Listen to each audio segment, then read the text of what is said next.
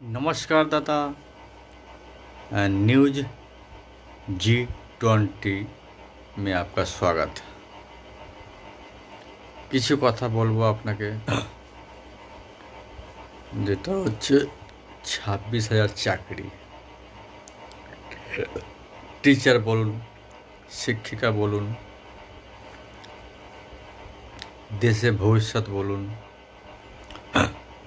Teacher না থাকলে আপনার ছেলে মেয়ে পড়াশোনা অন্ধকার। টিচার যদি না থাকে স্কুলে, স্কুল বন্ধ। টিচার না হলে টিচার যদি না হতো আপনি পুলিশ হতে পারতেন না। টিচার যদি না হতো আপনি ইঞ্জিনিয়ার হতে পারতেন না। টিচার যদি না হতো সায়েন্টিস্ট হতে পারতেন না। টিচার যদি না হতো আপনি কি মন্ত্রী হতে পারতেন না। তা টিচার যদি না হতো আপনি কিছুই পারতেন না। এই যে পুলিশ মশাই, যে টিচারকে আপনি ডান্টা মারছেন, একবারও আপনার মনে হচ্ছে না যে এই টিচারের হাতে আমি পড়াশোনা করে পুলিশ হয়েছি? হ্যাঁ, ঠিক আছে, আমি মানছি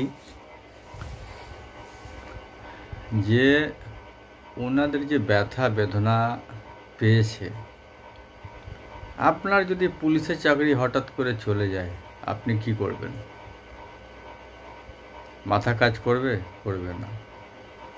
সেইভাবে টিচার যে চাকরি চলে গেছে হঠাৎ করে, তার সংসার ডুবে গেল, ছেলে মেয়ে পড়াশোনা ডুবে গেল,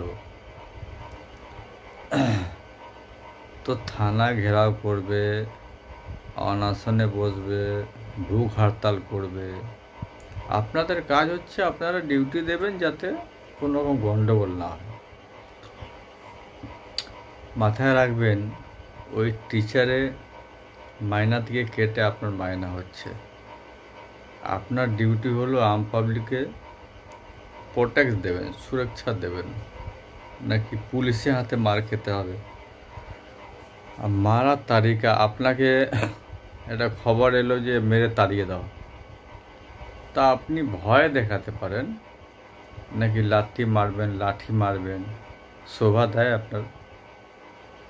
আপনি পুলিশ, আপনাকে আমি প্রশ্ন করছি, আপনার শোভা দেয়?